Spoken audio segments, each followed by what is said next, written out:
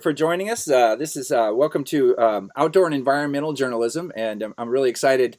You can join us if just by Skype and just recording it, but we'll have to have a reason to get you back to Duluth as well. I hope you and I can spend just about 20 minutes, and we'll behave ourselves and try and stick to that time, talking a little bit about your own journalism career, one or two stories that you think kind of show the kind of work that you do, and see where it goes from there. Talk a little bit about the importance of the Native perspective on outdoor and environmental issues, and what role, how that's informed, and maybe, yeah, how that's informed your own work, and maybe provided motivation for your own work.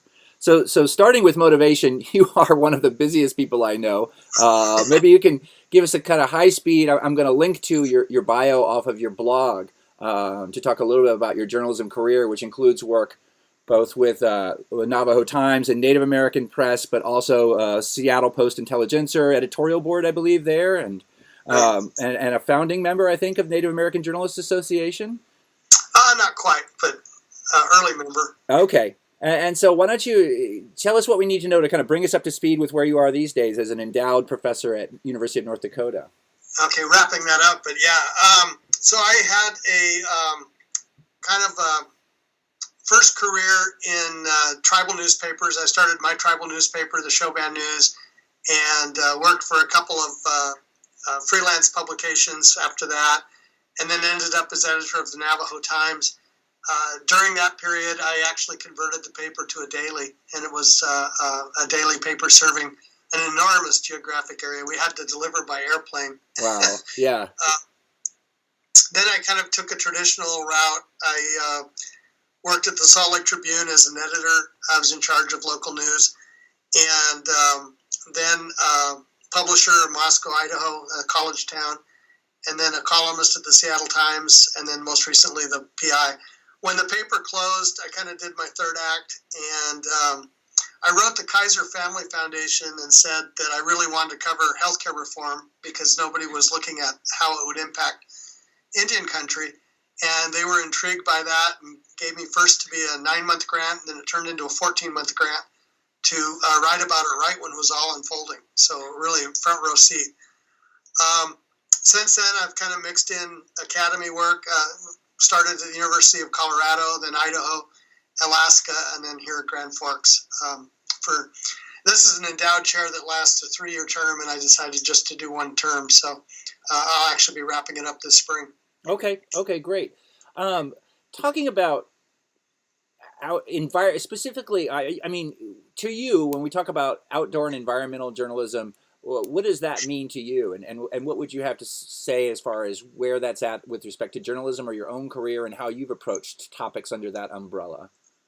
This is going to get way more philosophical than any journalism student would ever care for, but it really starts with how we view the world.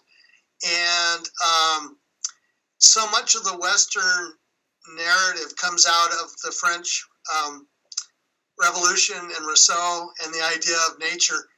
And I think the main thrust of that is nature is another. So environmental reporting is something out there that you're doing in the abstract. Whereas from a native perspective, the environment's everything. It's this room, it's creatures big and small, it's all connected. And so I think the approach to the environment is different. Where that is probably most dramatic is in the Northwest when I was a young kid, and then later as a writer dealing with the Pacific Northwest salmon and what it would take to restore salmon runs. And a lot in the environmental community were, let's be careful to make sure they're all wild and natural. Whereas the Indians were, let's make sure we have fish.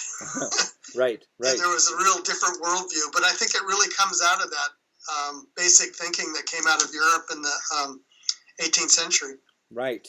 Well, you know, your comments are a nice follow. Well, I wonder how you see them as following, because they don't follow, they come before, actually, as I think about it. We read John Muir's work, you know, in the middle 1800s. But of course, Native people have been here, and we are the settlers. So how would you compare? What were your own thoughts about Muir and how a native perspective on the environment might compare, contrast, be similar, be different. Well, I think the idea of time immemorial, the idea of a history that doesn't have a beginning and an end. We used to say 10,000 years, but even 10,000 years, we're now seeing science start to codify that as 130,000 years. I think of Shoshones. We once hunted mastodon. If you talk about going from hunting mastodon to hunting buffalo to hunting casinos, that's quite a transition. Right, right. I just read Homo Deus, and in it they talked about what it would take to have mastodon go extinct. And you think about the populations increasing 10,000 years ago, 12,000 years ago, and it only took 3 extra mastodon kills a year to have the species go extinct because of the slow reproduction rates. Wow, right. And you think about that magnified 10,000 years forward to the kinds of issues we're dealing with today and how few animals are left. Yes. In that scheme of thing. I think, to me, one of the real advantages coming from Indian country, writing about environmental issues, is that long view. The ancient Pueblo societies, for example, somewhere around 4,000 years ago, picked up and moved. And it could have been for water, it could have been for whatever reason, but the entire society moved. And those are the kind of lessons I think we're going to have to wrestle with again. I spent December in Dominica, and 20% of the island they're talking about having disappeared. And I talked to families who said, I don't want my kid to ever go through a hurricane like that again. And they're looking for a place to immigrate. Right. And I can see why. Right. In fact, it's funny because right now we're in the middle of this. This is a good example of connected issues. Immigration is not thought of as an environmental issue. Yet, when you're asking you about topics and issues from within, so for the native press and reporting on issues within Indian country, what are some of the topics that come up a lot and some of the issues that are important there? Well, that's probably been the biggest shift since I've been blogging instead of working for a mainstream news organization, is now I consider my audience Indian country, and I don't worry about the non-Indian readership as much. Right. I'm really focused on... Of course. And that's produced some really interesting things. For example, healthcare. But in addition to that, nobody ever put together charts and data of people running for office before. And it's because it's across the country, but it's not any one community. And so I have the only database of Native American candidates, but it's because I'm serving a unique audience. Great. Give our audience just a sense of all of the things that you do. So you blog almost daily. And what else do you do on a weekly basis? Well, not quite daily. Maybe okay. 2 or 3 times a week. It's running about 3,500 words a week, which is a lot. Yes, it is. I also teach a full schedule and have been doing some academic work, editing the next issue of Daedalus, which will be out in 2018. I think we're at galley stage on that, so I'm looking forward to that project's being open. And then I tend to give a lot of speeches, and every week I do radio commentary for all the tribal radio stations, 187, with a 3-minute commentary. And then lately, the next project is I'm doing a television show for FNX TV in Los Angeles, which is a network that does Native programming, and developing a news magazine for them. Great. And you you left out my favorite thing. Don't you do a weekly poem, or is it a weekly? Every day. Every day you do a what? What is it? Every day I do a poem on Twitter, news run. Okay, good. So we're I actually thought about giving that up, and then a couple of folks said, "Don't do that," and so away you go, huh? Carrying on. I like discipline. Good. Well, it seems like it works for you.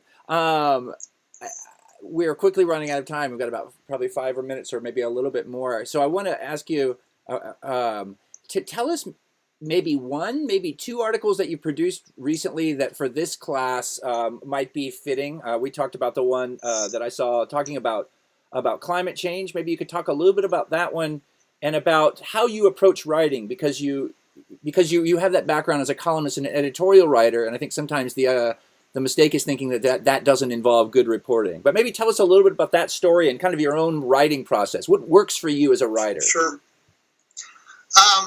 Well, I'm pretty methodical. I write in the morning, and most days I get up at 4 o'clock to write.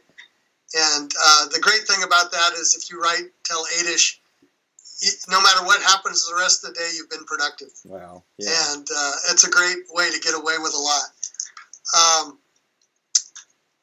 I approach it as a craft in that I'm always trying to make it as simple as possible and reach.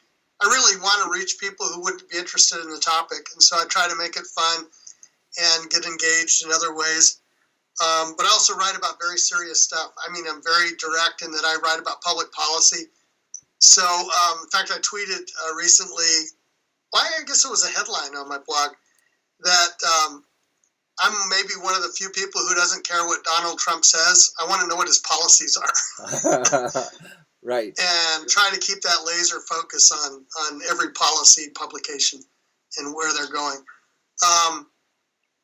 The piece that we were talking about on climate change and the cost of it, I think there's so many parts of society that we're going to have to start having different kinds of debates, and I want to use kind of my lens to pull back and look at those bigger debates.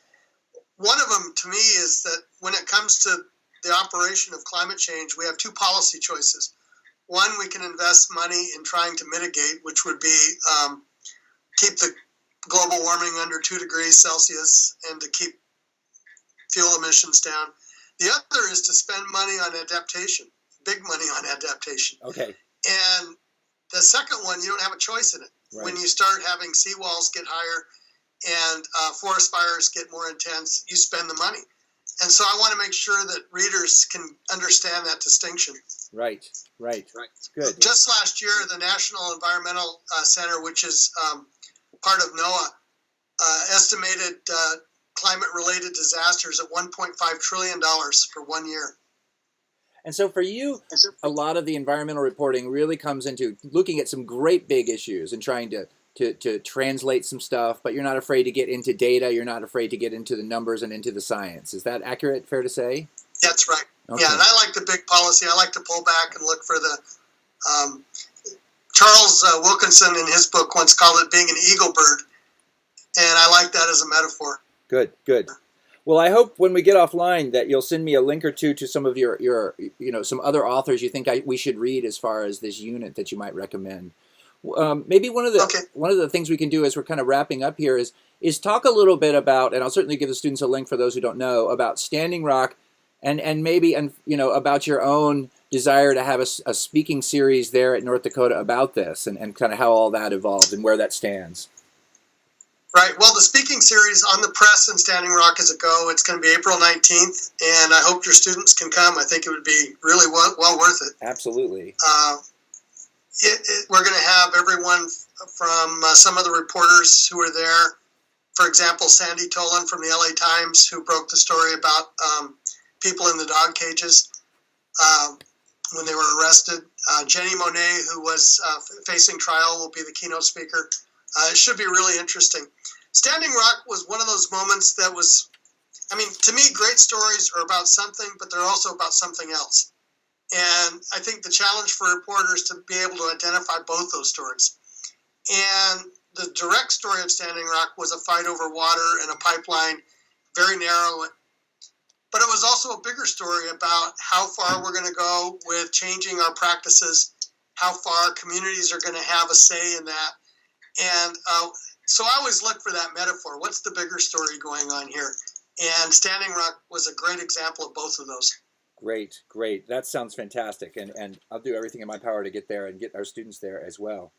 So this class is a class where students have the opportunity to we're going to read and do do some reporting and some writing, but really try and be exposed to as many different ways of looking and thinking about writing about the environment, the outdoors, and the sciences, etc., as possible. From this semester, they're also going to have to deliver on producing their own longer piece that can really pretty flexible. I guess I would ask you two questions. One is, if you were in a class like that, where would you haven't even kind of stuck your toe in the water? Like, where would you get started as far as exploring potential ideas? Sometimes it's daunting to be able to write about anything is a little almost too free. And then the other piece of the question as we kind of wrap up would be, what one or if you had to give like a new writer three pieces of advice as far as how to approach any aspect of reporting, writing, the whole process, what would they be?